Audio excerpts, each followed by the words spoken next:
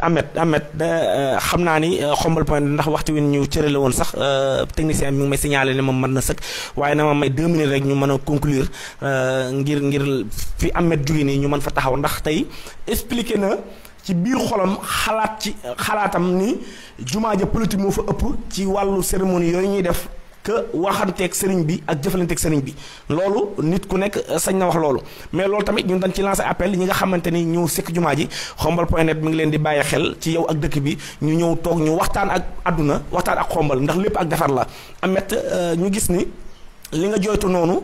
am na ñu ko jooytu mais est-ce que nit def mbiram tey yëngu ci wàllu public yëngu ci wàllu politique est-ce que te ñoom tamit xalaatuñu ni loolu mooy seen cër ca bis ba ñu tudd leen ngir safoo leen ngir yéene ji nga xam ne am nañ ko te waroon ko def ci yeneen def ko foofu ñu sentir niñ tey jii sant leen gërëm leen bàyyil leen benn minute ak ñi nga xamante ñoom la ndaw li ñu yónni pour ñu teewal leen fa taxut ñu def loolu am yéen xalaat ji ngeen xalaat mooy danoo wàññi njàngam xaside yi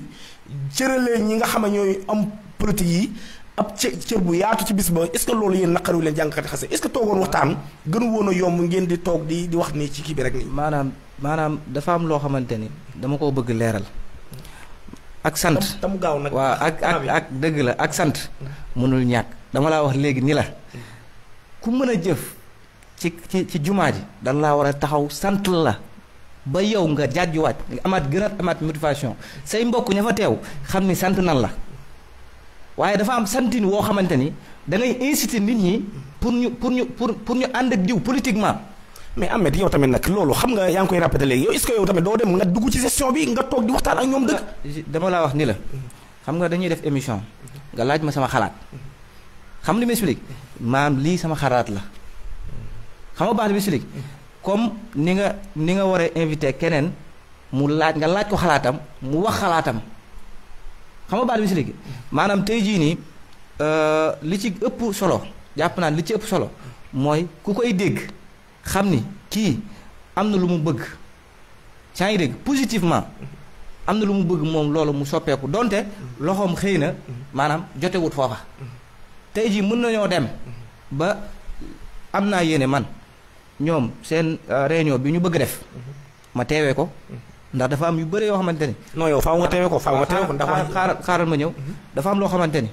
maanaam man nëbbutuuma ci xombal gi laa nekk te ñi fa nekk ñëpp samay kilifa lañ gis nga ñi nekk ci jumaa ji nekk ci gestion bi samay kilifa lañ xam nga li ma expliqué ku ma ci woo téléphone wala nga woo ma gis nga du ma sax wax ñu amaana ñu ci ëpp ñu ngi may seetaan far. Ahmed est-ce que da ngaa bëgg a yónnee foofu glace ngir wax ji.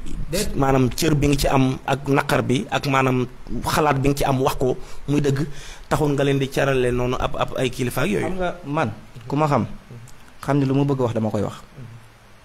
ku ma xam dëgg ci xombol xam ni lu nekk sama xel amaana mën naa baax wala mën naa bon waaye je sais très bien m'assumer maanaam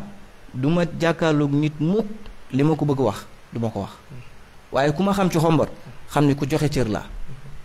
xam nga baax na mi ku ma xam ci xombol xam ni ku joxe cër laa waaw loolu nag moom laa bëggoon a leeral en tout résumé ñu xam ni danga maa laaj ci jumaa ji ma wax la sama xalaat ci jumaa ji danga maa laaj ci jumaa ji ma wax la li ma xamante ni mi ngi sama xol te am naa yéene loola changé xam nga li mi loolu moom mooy wax ji waaw kon émission bi xam naa mën na waaye question la réponse ñoom bu ñuy fal assemblée ba yow di nga bëgg a dem dugg ca kuréel ga ngir lépp loo xamante ni njort nga ni boo ko waxee mu jubbantiku ngir Sëñ Tuubaa di nga ko def am da ngaa bëgg a toog rek ci touche yi boo gisee loolu naqari wax ko boo gisee loo xamante war nga ko wax ko lan moo la ci gënal da dugg ci gestion bi pour lépp loo xamante war naa orienté wu nga am ci xalaat wax ko mu jekk est-ce que gënul toog ci touche yi loolu yaa ngi koy xaar am. déet man mosumaa toog ci touche man. musuma toog ci touche ndax dama ko waxee noonu ngir touche yi mooy bokkoo ci gestion bi ñoom ñuy dexal ak seen yéene ñu ciy def loolu nga am ci kàddu goo xam ne boo fa nekkoon mën caa nos ci moo tax ma ni touche looloo tax ma ni la